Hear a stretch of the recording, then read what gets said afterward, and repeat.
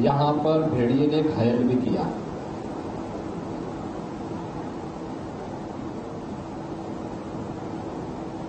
यहां की सूचना के बारे में जब पहली बार यहां के जनप्रतिनिधियों ने मुझे अवगत कराया था तो मैंने प्रशासन को इसके बारे में एक अभियान चलाने के लिए तत्काल निर्देश दिया था। इसके उपरांत वन मंत्री को और वन विभाग के अन्य अधिकारियों को भी अतिरिक्त टीम के साथ यहां पे भेजा गया था। पिछले 2 महीने में इस क्षेत्र में 8 जनहानि देखने को मिली, जो 20 से 25 किलोमीटर के दायरे में ये हुआ है। यहां पे जो रेस्क्यू किया गया है इसमें 5 भेड़िए अब तक रेस्क्यू किए गए हैं और एक अभी ऐसा है जो पकड़ा नहीं गया है। ये चीजें देखी गई हैं कि जो अचानक इस सीजन में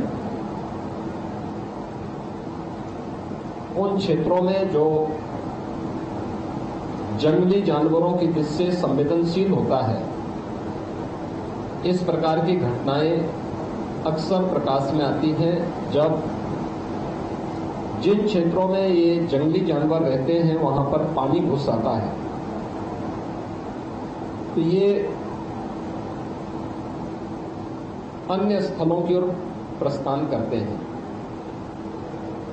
और शिकार की तलाश में कभी कभी यह मानव बस्ती के नजदीक आते हैं। तो मानव बस्ती के नजदीक जहां भी इसे आसान शिकार मिलता है तो वहां पर ये हमले देखने को मिलते हैं। इस बार भी जब सरयू नदी में पानी बढ़ा और उसके पूरे क्षेत्र में जल जमाव की स्थिति जुलाई प्रथम सप्ताह में ही हो गई थी और 17 जुलाई को पहली घटना यहां देखने को मिली थी। तब 1 वर्ष के बच्चे को भेड़िए ने उठा करके अपना शिकार बना दिया था।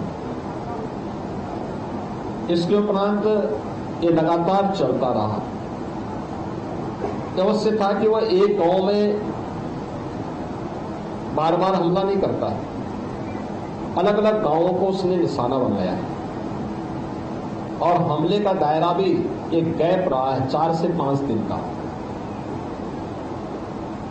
1 सितंबर को अंतिम घटना घटित हुई थी और आज 15 सितंबर है। इस दौरान जनहानि होने की कोई भी सूचना नहीं है। 2 और 3 सितंबर को एक बच्चे पर हमला किया था। इसके उपरांत हमले की भी शिकायत नहीं है क्योंकि 5 भेड़िए अब तक रेस्क्यू किए जा चुके हैं। इसके अलावा यहां पर एक के लिए हमारी यहां पर 165 की टीम वन विभाग की यहां पर है, जो उन्हें हर प्रकार से पहली प्राथमिकता है कि भेड़िए को रेस्क्यू किया जाए। थर्मल ड्रोन भी यहां पर 4 लगाए गए हैं और ये प्रयास है कि किसी भी स्थिति में रेस्क्यू हो, लेकिन अगर वह जिस रूप में हिंसक है, जनहानि कहीं करता हुआ दिखाई देता तो उससे पहले कि जनहानि करें तो उसको शूट करने के लिए आदेश दिए गए हैं। लेकिन ये अंतिम विकल्प है, इससे पहले तमाम अन्य विकल्पों पर भी कार्य किया जा रहा है। स्थानीय स्तर पर जनप्रतिनिधियों का, जिला प्रशासन, पुलिस प्रशासन, वन विभाग की टीम ने बेहतर समन्वय से इस परिस्थिति का सामना किया है और आम जनमानस के मन में एक विश्वास पैदा किया है। आज उन सभी पीड़ितों से मैं मिलने के लिए स्वयं भी यहां आया हूं और क्या आगे की रणनीति है वन विभाग की और प्रशासन की, इस पर भी आगे विचार किया गया है। हमारी सरकार ने मानव वन्य जीव संघर्ष को आपदा की श्रेणी में रखा है और इसलिए अगर कोई भी जनहानि होती है तो उसमें हम पीड़ित परिवार को तत्काल 5 लाख रुपए की सहायता उपलब्ध करवाते हैं, क्योंकि जिन लोगों को घायल किया गया है तो रेबीज का इन्फेक्शन न हो, इसके लिए एंटी रेबीज वैनम भी उन लोगों को उपलब्ध करवाई गई है। उन बच्चों को या उन लोगों को उपलब्ध करवा दिया गया है जो लोग अब तक इस प्रकार के जंगली जानवरों के हमले से घायल हुए हैं। हम लोगों ने पहले ही यहाँ पे प्रशासन को निर्देश दिए हैं।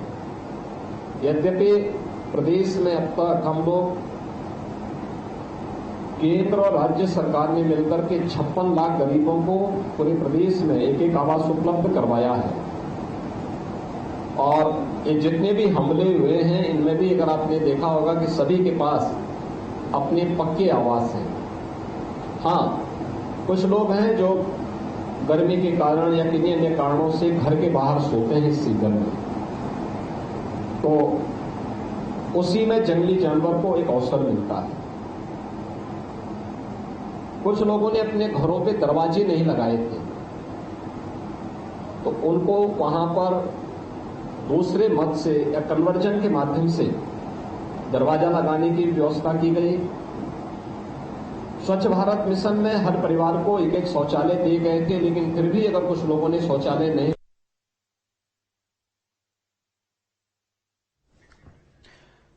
तो फिलहाल जिस तरीके से आप सुन रहे थे, जहां पर सीएम की तरफ से तमाम बड़ी बातें यहां पर कही गई। सीएम योगी ने कहा कि लगातार भेड़ियों को पकड़ा जा रहा है, पेट्रोलिंग पर्याप्त मात्रा में हो, इसके भी प्रावधान किए गए हैं। और हमने एक और निर्देश दिया है कि जो भी ऐसा कोई व्यक्ति है जो अब तक आवास की सुविधा से वंचित है, तत्काल मुख्यमंत्री आवास योजना में उस परिवार को एक आवास उपलब्ध करवाया जाए। जिन लोगों के पास अन्य सुविधाएं नहीं है, प्राथमिकता के आधार पर कैंप लगा करके उन लोगों को ये सुविधा आवास का है, शौचालय का है, राशन कार्ड का है, आयुष्मान कार्ड का है, इन सभी सुविधाओं से उन्हें आच्छादित करने की एक अभियान चला करके उन्हें आच्छादित किया जाए, जिससे अपनी जरूरत के लिए किसी व्यक्ति को इधर उधर भटकने की आवश्यकता न पड़े। मैंने इन सभी गांवों का भी सर्वे भी किया है और मैंने देखा है कि लोग जनजीवन सामान्य है, लेकिन सतर्कता की आवश्यकता है। और टीम जब तक इस खतरे को यहां से मुक्त क्षेत्र को नहीं कर देती है, टीम यहां पे तैनात रह करके पूरी सतर्कता के साथ आम जनता की सेवा के लिए और प्रत्येक व्यक्ति को इस खतरे से बचाने के लिए यहां पर पूरी प्रतिबद्धता के साथ कार्य करेगी। आज इसीलिए मैंने पीड़ितों से मिलने, पीड़ित परिवारों के प्रति अपनी संवेदना व्यक्त करने और इस क्षेत्र का दौरा भी किया है और क्या आगे की रणनीति वन विभाग की और स्थानीय प्रशासन की इसकी जानकारी भी दी है। धन्यवाद। तो फिलहाल पीड़ित परिवारों से मुख्यमंत्री के द्वारा मुलाकात भी की गई है। भेड़िए के हमले में घायल लोगों से भी सीएम ने मुलाकात की। मुख्यमंत्री योगी की तरफ से कहा गया कि 5 भेड़ियों का रेस्क्यू कर लिया गया है और छठे को पकड़ने के प्रयास बहुत तेजी के साथ चल रहे हैं। वन विभाग की टीम लगातार काम कर रही है। 1 सितंबर को आखिरी घटना हुई थी। सीएम योगी की तरफ से तमाम बड़ी बातें यहां पर कही गई। इस वक्त बहराइच में मौजूद है मुख्यमंत्री। ये तस्वीर अब से कुछ देर पहले की है।